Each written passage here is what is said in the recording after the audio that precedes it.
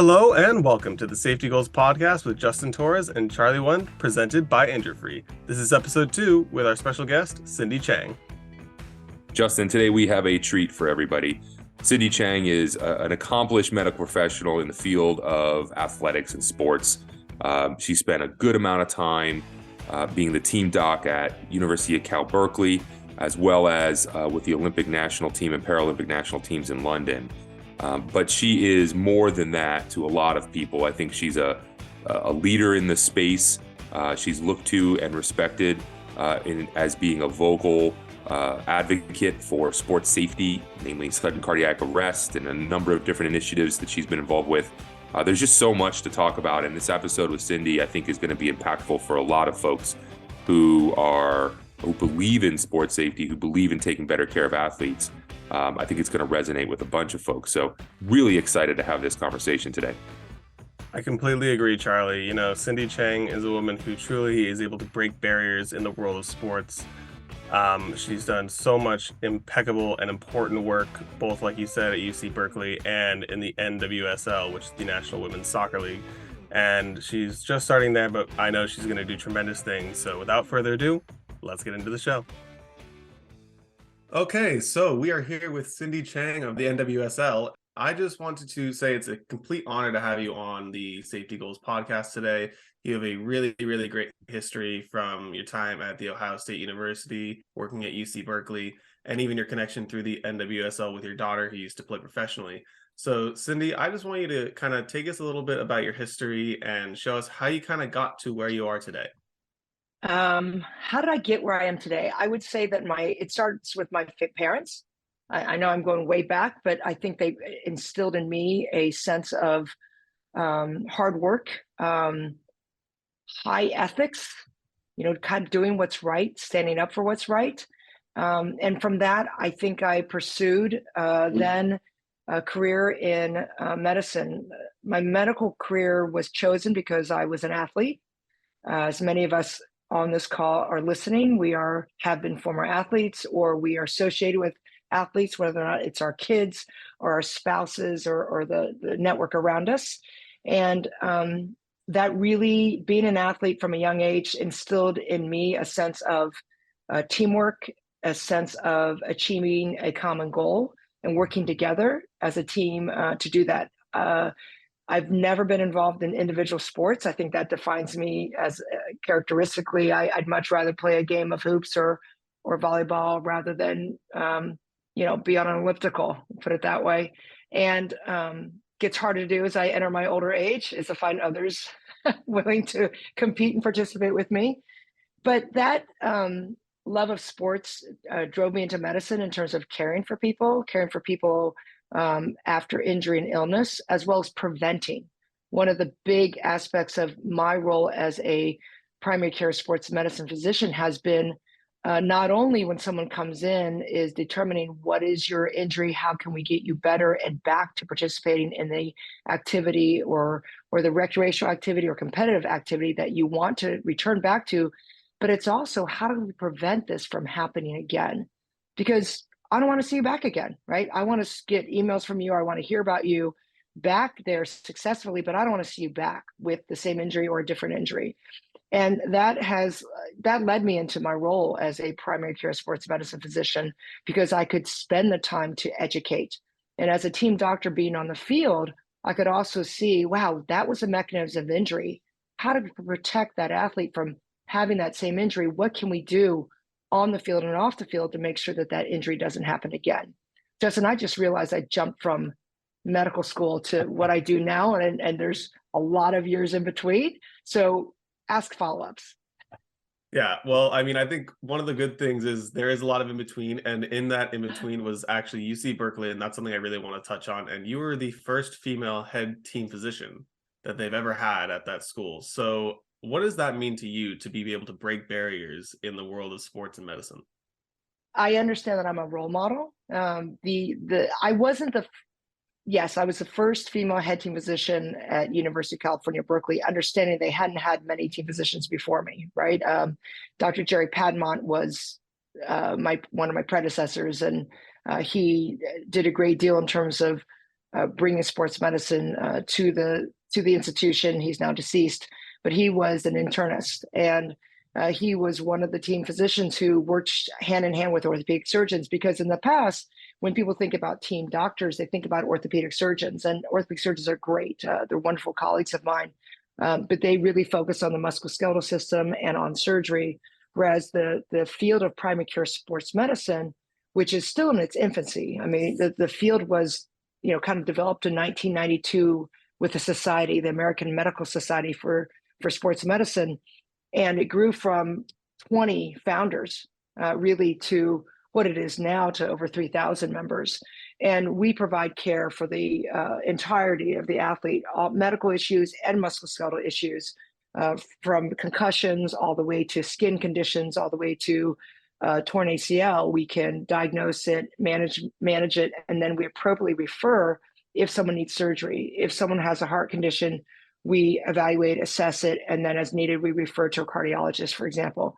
So being at Cal in the head team physician role as a primary care sports medicine is not a new thing at Cal. What was new is that I was the first female at a Division I institution to take care of football.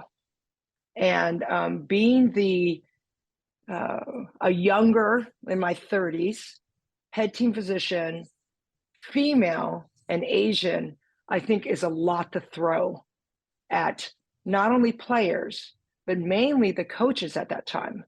So back in 1995, there were coaches, not only from the football team, but on the other teams, who had never even had a female physician, much less a sports medicine physician, female. And then you throw an Asian.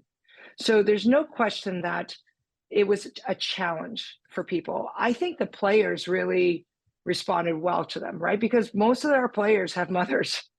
They have, at that time, they would have a maternal influence on their upbringing. And so I think they felt more comfortable. I actually know they felt more comfortable coming to me with issues that were outside of sports injuries.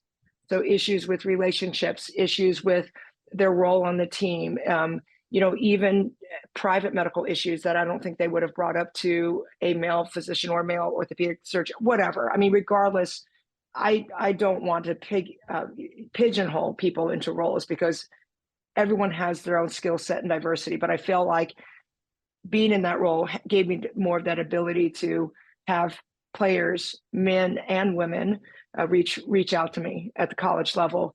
And not only was I the first female head team physician at a Division I institution that took care of football, I was also the first female chief medical officer for Team CMO, for Team USA at the Paralympic Games in 2008. I was the first female Team CMO for USA at the 2012 London Olympic Games. I mean, prior to that, our teams had never been led by a female at any Paralympics or Olympic Games. So I realize the mantle that I wear. I think that's the right term. If I'm incorrect in that usage, I apologize. And I realize I'm a role model, and I do have people reach out to me. I will tell you, Justin, the hardest part was when I decided to step away from being the head team physician at Cal in 2008. It was a tough decision at the time, and I think we'll segue that into youth sports. But my kids were in early middle school. I realized that I wasn't seeing my kids participate in their activities. I was missing that part of it. I was also seeing a lot of their friends, meaning they were coming to me because they realized that I was a mother of these kids, and with my expertise and knowledge, I was seeing more of their injuries, and I realized that I needed to be in that community. And as a head team physician at Cal, I wasn't able to see them formally on a formal basis because of liability risk, et cetera, right? My job was to take care of the student athletes at the University of California, Berkeley. But I felt really torn about leaving that role at UC Berkeley, because I understood what my role in that position meant to young girls and women who wanted to pursue a career in sports medicine. I actually got emails from people saying, you can't leave. If you leave, that means that you can't do both. You can't be a mother, you can't, all that thing, and be the head team physician at UC Berkeley. And I think at times in our careers, we have to address those issues. The elephant in the room, I like to say, that am I doing the right thing?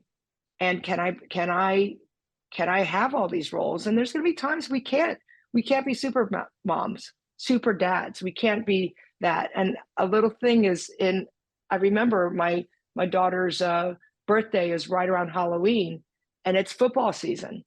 I not only sewed her costume by hand, I remember what her costume was, I threw a party for her, and it was October, and it's in the midst of football season. And not only, I do want to say, not only do I provide care, had I provided care for the football players, and as for those of you that take care of football or understand the sport of football, it is very demanding, very time consuming. Practices go till 9 o'clock at night, weekends travel. But I was also providing care as a head team physician to the 26 other teams, men and women, and providing the same level of care and the same accessibility to them, because I felt very passionately that every athlete deserved the same level of care as the revenue sports, as we call it. So I was younger there then. I think I had the time and energy, but if you talk to my husband, he's like, you were sleeping 5-6 hours a night, taking care of the kids. And it was craziness. I would come home at night at 9 o'clock. I would cook, make sure that the food was ready, put it in the refrigerator so that the next day when my husband came home from his long day of work and he picked up the kids, food would be ready to just be heated up. And I remember in 2008, when I started cooking fresh food, the kids would say, wow, that chicken pot pie tastes so much better coming right out of the oven than out of the microwave. So anyway, I just went on and on about that, Justin. Sorry. Let's pivot to youth sports. You're good, Cindy. I think there's a couple of themes here too. I think first off, being a pioneer, I mean, you were taking on these roles because you saw a greater good, and you've just painted a picture of what your life has been. I think we hope for in the future, and now with growth of the sports medicine industry, there's more professionals now who are entering this field. So maybe we can lessen the load, hopefully, for everybody else. But I know you too well, and I know that's your motor, and that's just one speed, and it's full. The other piece that you touched on too, I think, was you did a great job of painting the story and the picture around your holistic approach to medicine in general, but certainly to the athlete. And I think that was one of the first things that you really opened up my eyes to, instead of a general practice, the family medicine aspect when you were with UCSF. Really understanding that there's a lot of things that go into being a human being. And when an athlete comes in with a torn ACL, there's a specialist for that part of your body, but there's an entire athlete attached to that knee that needs care as well and attention. And it's one of the things that I think is unique about your approach. I know there's many others who have that same approach, but I think maybe shift a little bit just for a second into breaking down the importance and why you have that philosophy, or why do we have specific roles within sports medicine for athletes versus a general population? Who are those types of roles, and specifically, why do you see that as an important factor in how we care for our athletes? I think a lot of it comes back to my training.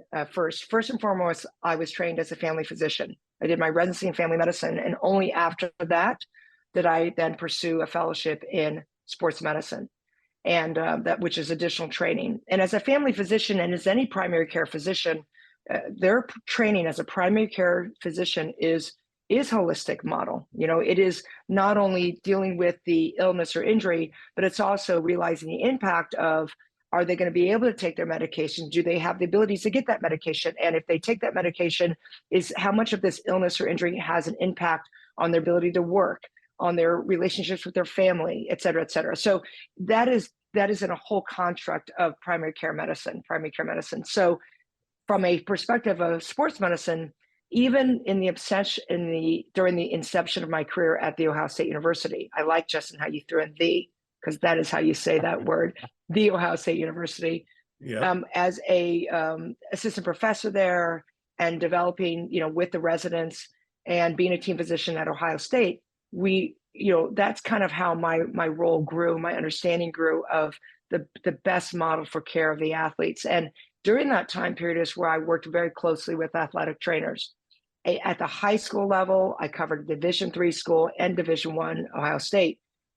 All three levels, I had athletic trainers, and they taught me so much about their ability to provide immediate access to the care of the athlete, whether or not it's a high school athlete, because as team physicians, we are not there 24/7. When an athlete is practicing on the field, off the field, in the training room, seeking care, it's the athletic trainer who's there.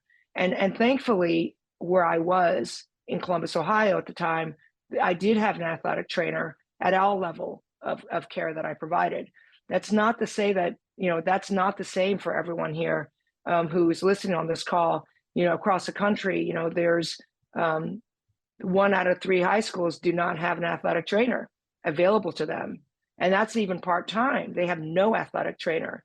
And so when you're talking about who are these athletes going to go to, these high school athletes for care, there's a delay in the access to care because they have to wait for an appointment, or there's no assistance in terms of getting them into a provider for care.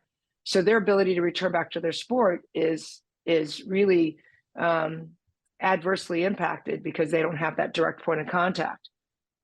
Throughout my career, as I talked to Charlie a little bit about what I've done in my 30 years being a primary care sports medicine physician, is really trying to see how we can meet the needs of our athletes at all levels. So again, the care that I provide, which is getting to know someone as a person and understanding barriers to their recovery, is important, because if you don't address the psychological aspects of recovery from an injury or illness and some of the other socioeconomic aspects of being able to recover from an injury or illness, then you are going to miss out on a large part of their return to peak performance. And so all of those aspects have to be addressed. That trust is built up right away by the initial point of contact. So Justin, if you were to come into my office or I were to see you in the training room, I would just say, to you, hey, Justin, just like how we met today, right? Tell me a little bit about yourself. I want to know about my patient first, and then it helps me better understand their injury or illness and how that impacts them. Okay. As a worker, as someone who's employed by someone, or someone who's a student, et cetera, someone who's a partner, someone who has a child. That trust takes a little bit of time to develop. The athletic trainer, because of their access, that day-to-day access to that athlete, has built up that trust much earlier. And they can find out things that will be helpful for me as a physician in terms of helping them recover. So there's a partnership that I've developed with the athletic trainers with whom I've worked through my career. I'm still in touch with my athletic trainer from my high school from 1992. We have developed that strong bond of friendship and partnership, right? And so that they are paramount to helping our athletes, and not only athletes, but if there's athletic trainers, not just in the high school setting, but there's athletic trainers in the military, there's athletic trainers in the workplace, and they provide a quality of care and an access to emergency management of care, assessment of care, and appropriate triage of care to providers. And I talked about nationally, the shortage, how there's only 1 out of 3 schools nationally don't have athletic trainer. It's worse in the state of California. And in the state of California, it's worse because in my mind, we don't have athletic trainer licensure. And so therefore, we're the only state in the country, including the District of Columbia, that don't have some type of licensure or credentialing process governance over the athletic training profession in our state. Even though dog walkers have a license, cosmetologists have a license, many other professions, massage therapists have a license, but the profession of athletic training, a healthcare profession, those who impact our citizens so much don't have licensure. Sports are in full swing 24/7, which means athletes are bound to get injured. Injure-Free is a software platform used by youth sport organizations and schools that was developed to help coaches, parents, and administrators communicate injuries that occur and ensure a safe return to play. These sports safety networks are essential for sports teams working to provide the safest possible environment for their families. For more information or to schedule a demo, please visit www.injurefree.com. That's www.injurefree.com. And I want to bring that back home just a little bit too. So in California, for example, 800 student athletes at the high school level, 800,000, student athletes at the high school level.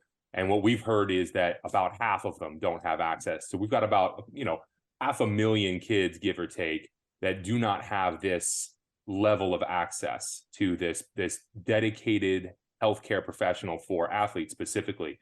You mentioned why athletic trainers are so important because of that, getting them back to what they love and what they're doing quickly.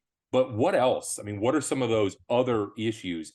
Give an example between a child who has the exact same type of injury, but there's an AT at their school, and then another kid who does not have an athletic trainer. What would you see as outcomes? What are some potential negative impact not having that athletic trainer that we might be present in a care recovery plan? Does that make sense? Absolutely. So if you have an athletic trainer at your high school, they are the hub of the medical services provided at that school. They are the hub of the educational services. They are the hub of the communication about the medical care. So to give an example, with an athletic trainer at this hub of this program, they will be the ones communicating with the coaches about meeting the state's mandates about coaching education and ensuring that they're providing access, resources, or even some athletic trainers, like in our system, I have trained the athletic trainers to then train the coaches on AED, CPR, and first aid, of which our coaches every 2 years have to be certified in first aid and CPR, including the use of an AED.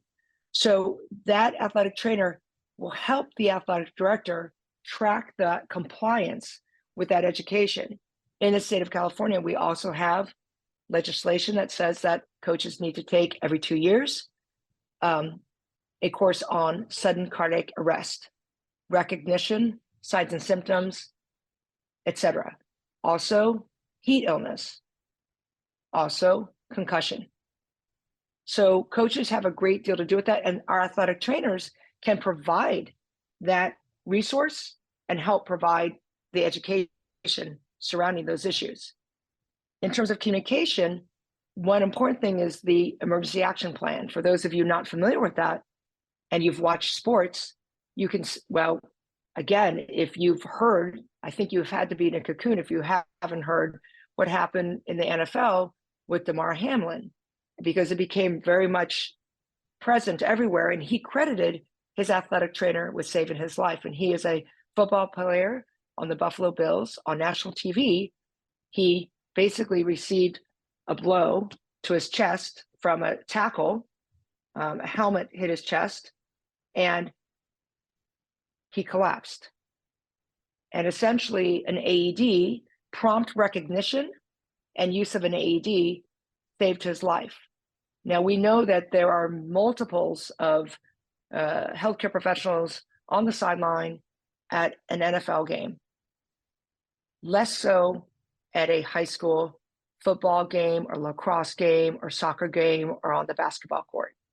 But it's that emergency action plan of recognition if an athlete's been injured and how to call 911, who goes and makes sure that these resources, that this emergency medical services gets to the right site on campus, someone running and grabbing the AED and bringing it immediately to the athlete. That plan has to be communicated and rehearsed by every team at every venue on that school campus or whatever campus you're on. And that can be coordinated and communicated and taught by the athletic trainer. Okay. Last point I'll make is if an injury happens and that athlete is injured, that athletic trainer can call the parent if the parent's not there at practice, which they shouldn't be, honestly, or at the game, which sometimes they can't be. I say should be at practice only because sometimes parents can be too over involved and that puts too much pressure on the kids. No need to qualify. Yeah, no need to qualify that one. We all understand. Sorry. I don't want to offend any parents who may be listening, but that athletic trainer can then pick up the phone, contact the parent or guardian, let them know of the injury, reassure them, but then help them facilitate care and say, oh, they have this insurance or they with this medical system, let me reach out to the provider and let's help get this patient in.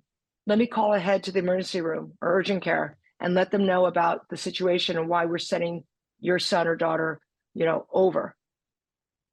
Okay, let's take those scenarios that I just gave you and let's go to a school that has no athletic trainer.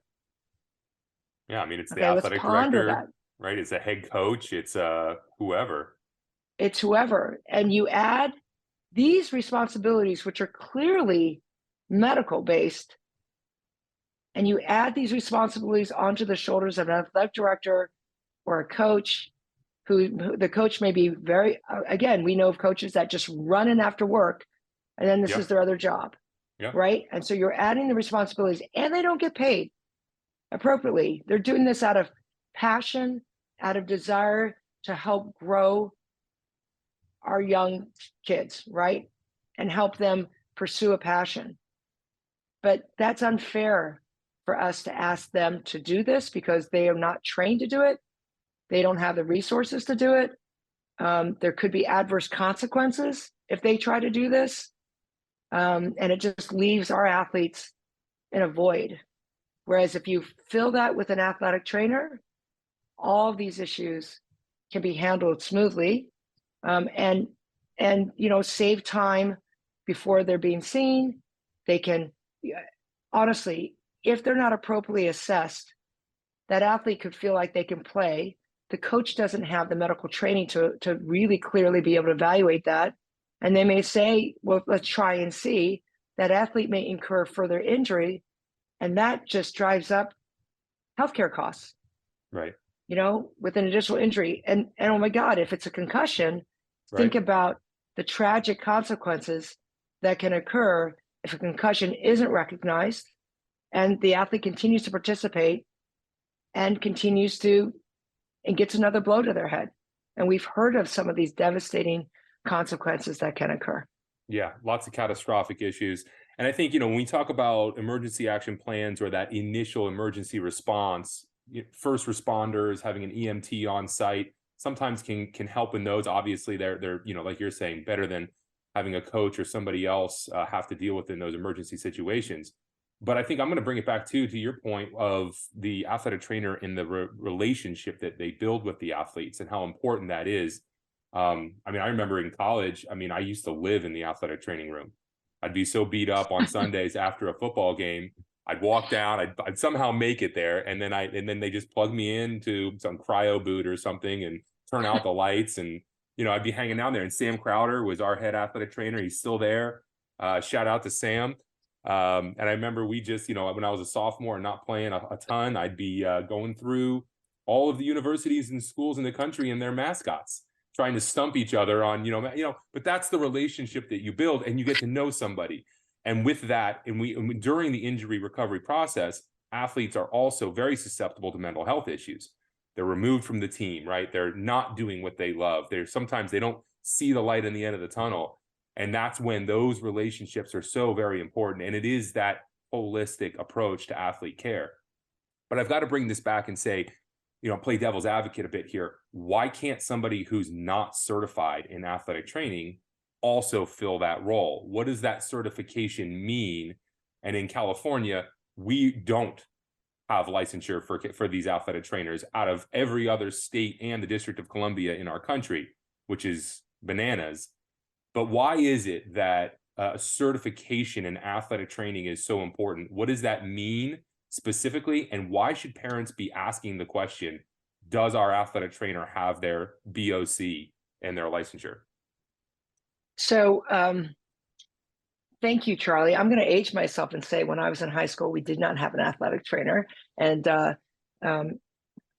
so you are very fortunate to have one. And I certainly realize that I'm going to shout out to Jill Ponzi. She was the athletic trainer in Columbus, Ohio, with whom I worked when I was a fellow at Ohio State, and then on. So thank you for reminding me to give her a shout out. I'll tell you this: when we have someone who is acting as an athletic trainer and they don't have certification, so you mentioned BOC. BOC stands for Board of Certification. So that is a national certifying body for the athletic training profession. So certification by the BOC is paramount, okay? But licensure is a different issue.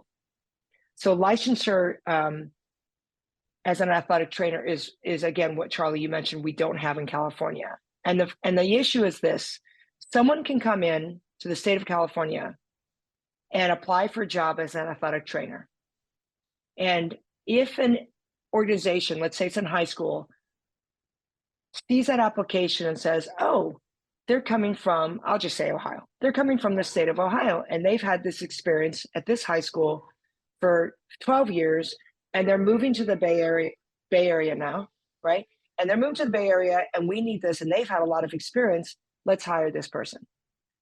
There is no organization, licensure body in the state of California that will then take a look at this athletic trainer's past experience in Ohio, contact the Ohio licensing board and say, hey, was there ever any type of complaints registered against this athletic trainer?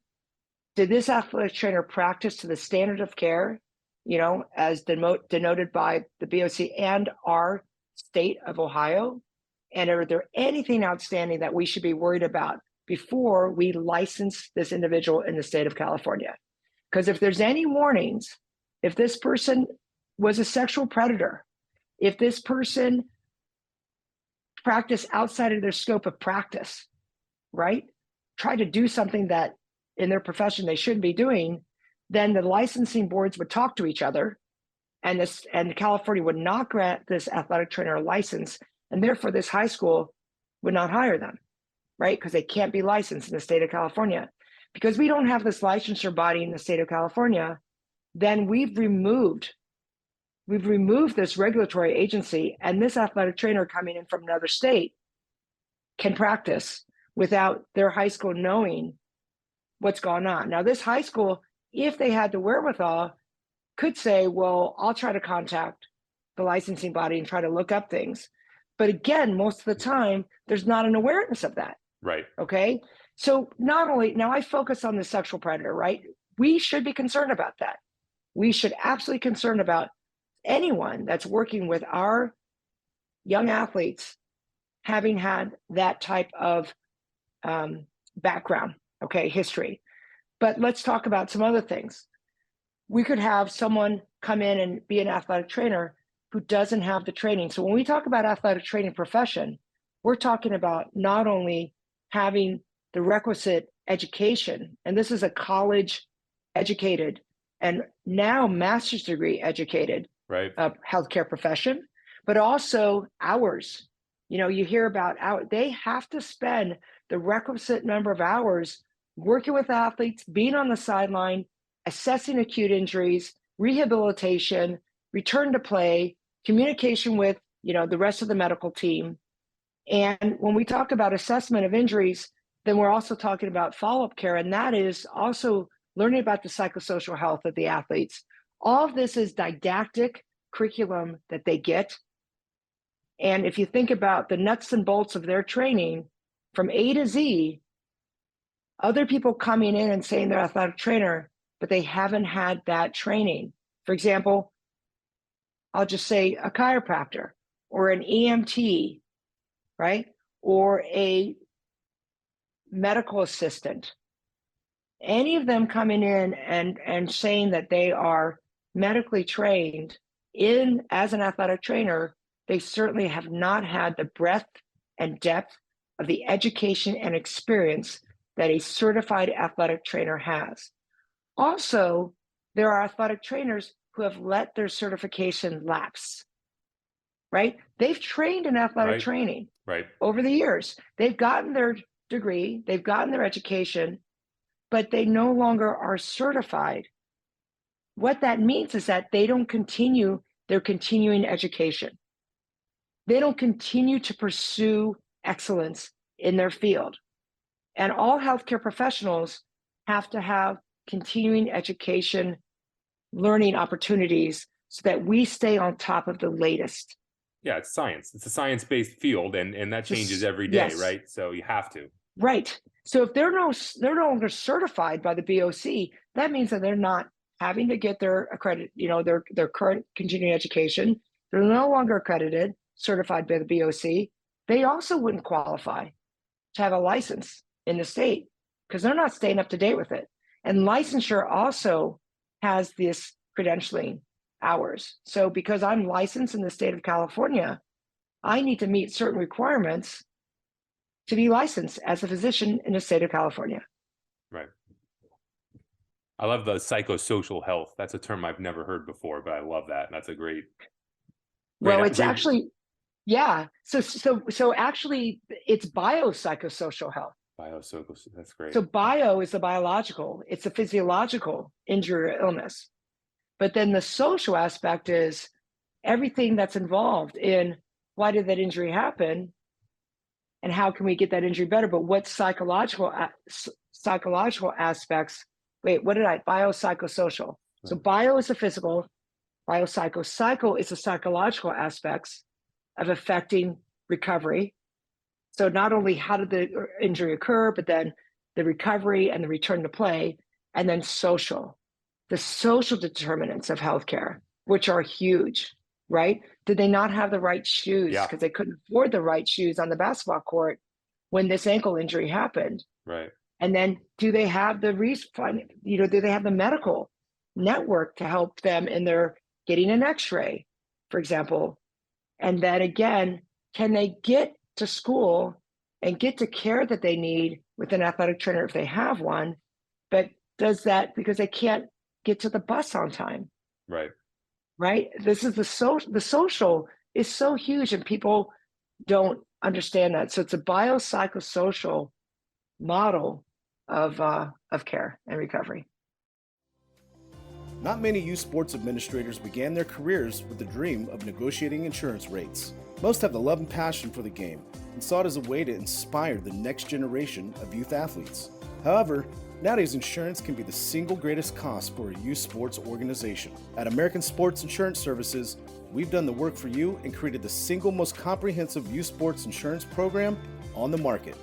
We did it by aggregating the largest youth sports injury database in the world. Let us do the heavy lifting and represent you for all your risk management needs. For more information or to get a quote, visit www.getamsis.com. That's www.getamsis.com. Now, Cindy, I want to kind of pivot once again. And, I think for a lot of people that view and just watch sports, they think that the pinnacle has to be the Olympics. If you're representing your country, that it is the highest level of competition. And, even in the medical sense, that must be quite a goal to accomplish and want to reach. So is there anything that you were able to learn and take away from your time with Team USA in Beijing and also the other Paralympic Games that you've been able to move and push towards and transfer over at the NWSL? That is such a great question. And let me ponder that, Justin. I will just say that systems appear to be glamorous and positions appear to be glamorous, but there's dysfunction in every system. And it is our job to identify those deficiencies and make things better, not only for the athlete, the player, for their health and safety and well-being, but for the support staff, right? The medical staff, everyone, right? It's a whole team that creates this environment so that the athlete can be successful. So I do want to say that because I say that because everyone go, oh my God, that's so awesome. You're the team physician for Cal, and it's like, it is,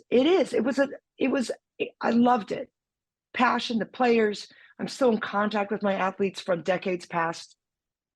However, people have to see the background of it, which is the hours, the commitment, being on call all the time, right? And trying to improve those systems to make it sustainable for people who follow me is really the key, So what did I learn in my roles as team CMO, CMO for Team USA at the Paralympic Games, where our Paralympic athletes that is the pinnacle, is being at the Paralympic Games and at the Olympic Games. Certainly the teamwork aspect is the most important. And I don't know that I learned, God, I don't want to say, I think I improved my ability to communicate there. I've always understood the need for clear, open communication and the need for teamwork and expressing views. So if there's disagreements in terms of different things, policies or procedures, or how to take care of athletes, how you do that in that environment, and how you address it right away rather than having it wait, because in the end, there's immediacy of care that has to be given to the athlete who's participating at the Olympics, right? They have to be ready to compete and participate. Their event is coming up. It's all go systems, and everyone has to contribute to that. I learned that really the communication, because we were all coming together, but we were coming together from all around the country. So it wasn't like a team that I had developed and worked with at UC Berkeley. It's not like the team that I'm developing and working with the NWSL, which is, we've had multiple meetings already with all the team physicians and the medical staff, athletic trainers, PT, on all of our 12 teams. Our season starts this weekend. There's already been a really great foundation built so that if something happens, we've already had this relationship.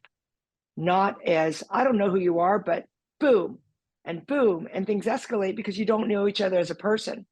At the Olympics and the Paralympic Games, what I did was early on start that conversation with all 200 medical providers who were coming together to the Olympics to provide care, to make sure they understood that I was available, accessible. Do you have any concerns? Here are the policies, let's discuss. And that communication, could I have done that better? It's hard at the Olympics because there's so many different sites. People think that there's one site, there's one Olympic Village. No, there are multiple sites where athletes are staying. The NBA and the WNBA players, they were at a hotel. They weren't in the Olympic Village, or else they would have been mobbed, right? So I needed to make that time to go out to the hotel and meet with the providers, the medical team at that hotel, to ensure that everything was working well. And so it's making that extra effort to open up those communication lines. Face-to-face is key. Thank God. I mean, COVID changed that face-to-face, but the ability to Zoom, which, Zoom is a new term, right? We didn't know what Zoom was before COVID hit. This is, sometimes that's the best that we can do, but making time to have that face-to-face time is really important. So Justin, I skirt around your issue. I think that being at that high level, I don't think it changes the level of care you provide your athlete. Shouldn't change from the level of care you provide for my high school athletes and my junior athletes and my kids, right? My patient population, no matter what age they are. It doesn't change. The immediacy of it changes, right? The type of care that you can provide changes depending on if they're adult or a kid, right? But what's consistent in all that is communication. What's consistent is clear, open, transparent, informed consent, communication with not only your athlete, but also the team that's supporting the athlete, whether or not that's guardians, coaches, et cetera, and then the rest of the medical staff. That doesn't change.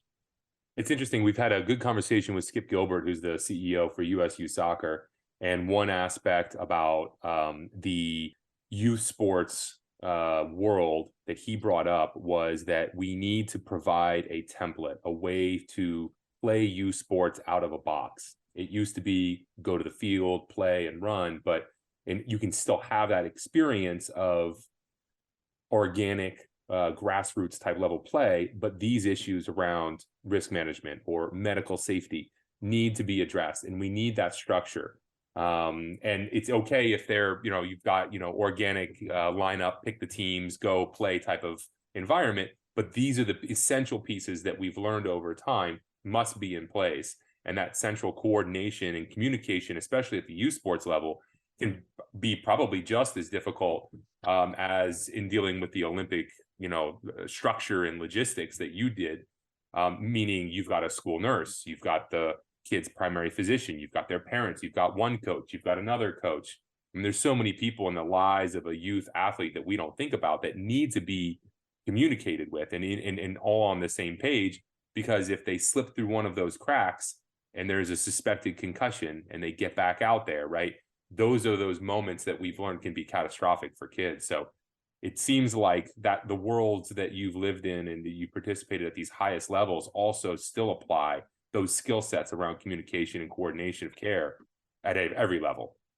They absolutely do. Let me give you a concrete example. When I left as a head team physician at Cal, with all of the support structures that we had built up, the communication channels that we built up, I knew that if I saw an athlete, I could get them in with their athletic trainer and the physical therapy staff members that we had.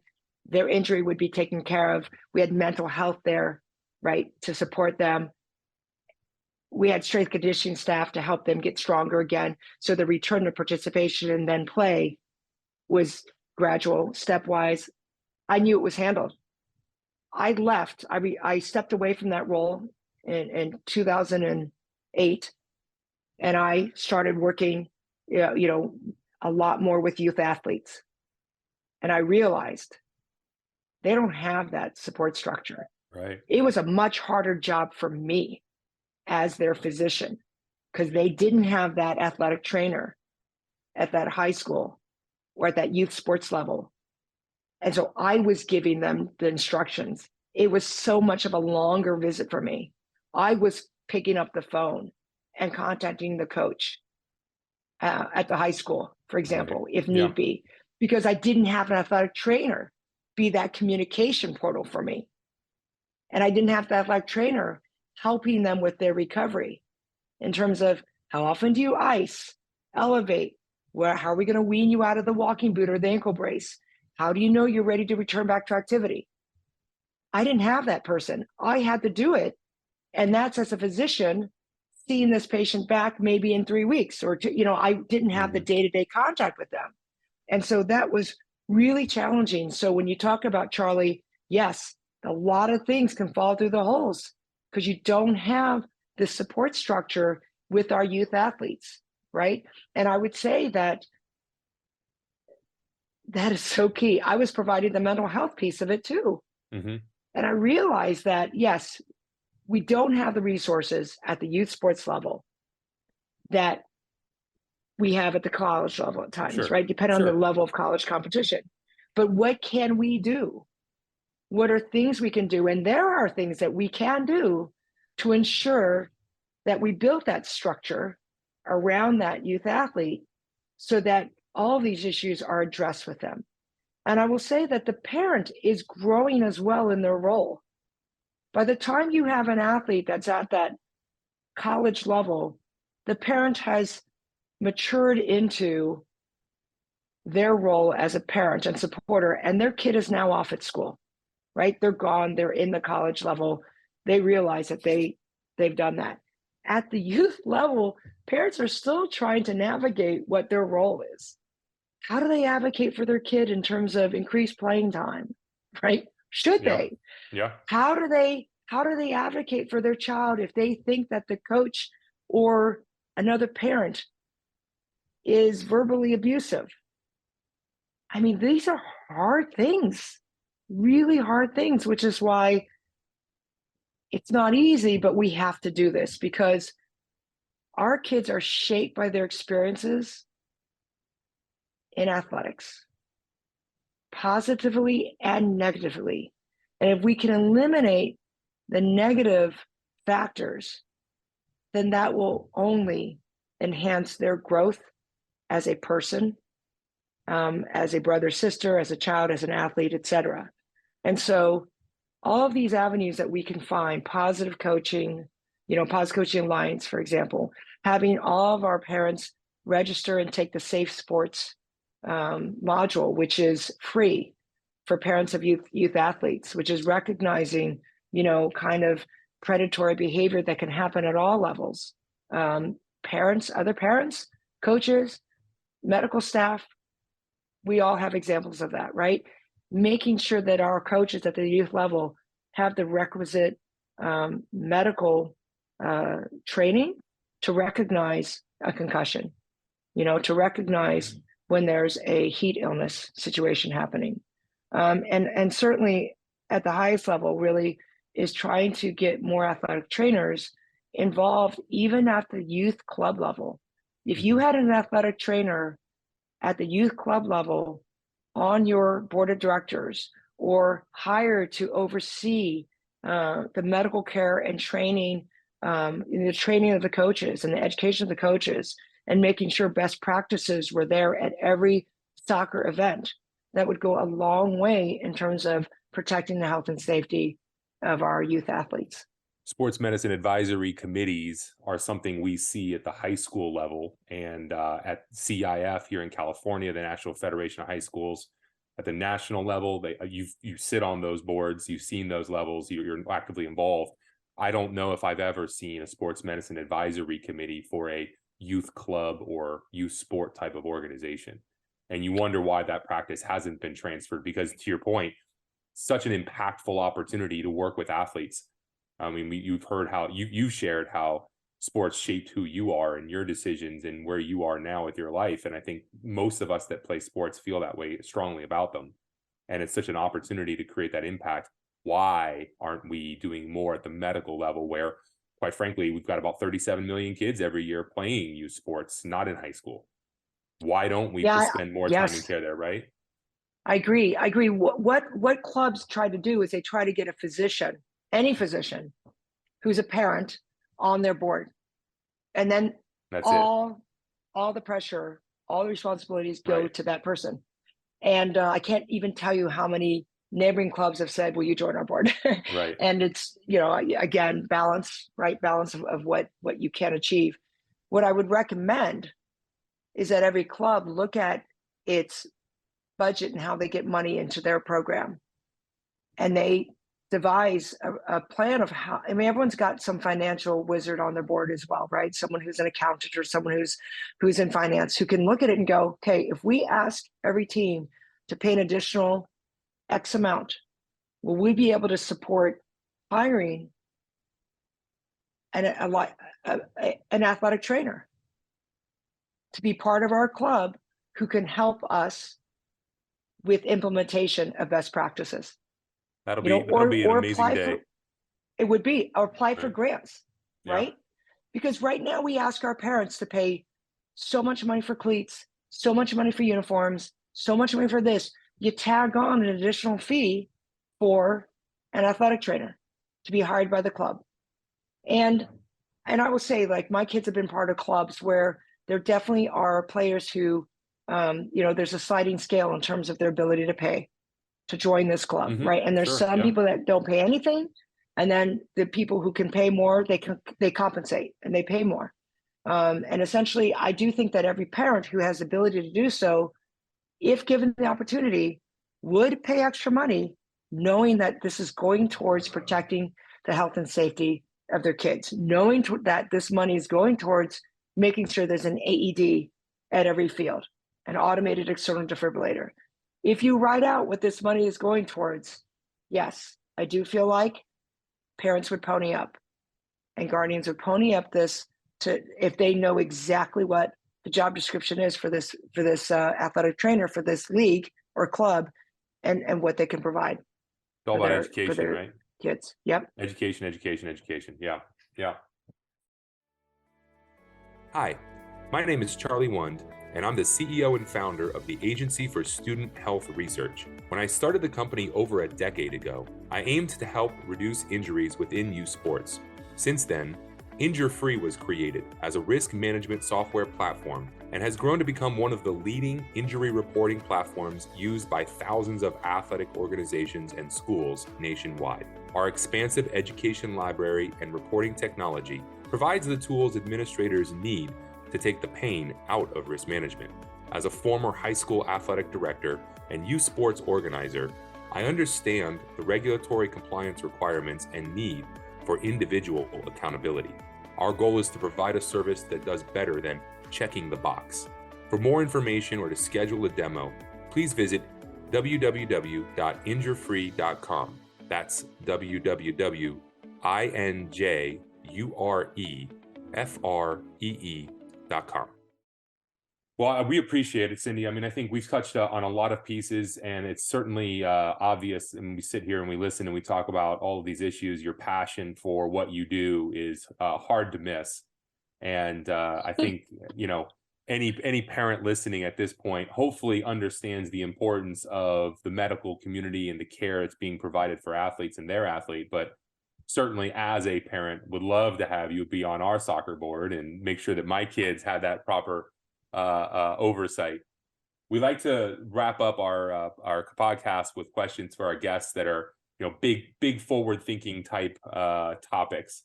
But if you could change one thing about youth sports safety, if you could just snap your fingers and tomorrow it would be done. I think we've touched on AEDs everywhere. We've touched on athletic trainers everywhere. There's licensure being in California specifically being that one piece here that we're trying to finish up. But what is one thing that really stands out for you and in all of your vast experiences and knowledge that you feel as if this one thing could happen and then you'd be happy and you'd be a happy woman, you'd be good to go to leave the world and know that it's in a better place? What's that one thing that really just needs to be fixed and you wish you could do it immediately? This is so different than everything we've talked about. So be ready for this. All right. I wish every parent would let their kid play their sport joyfully without any external pressures, and that every parent understands that their kid may not be getting a college scholarship and going on to play professionally, because those false expectations have such a negative effect on children. And I have seen that as a healthcare provider. I've seen it as a team physician.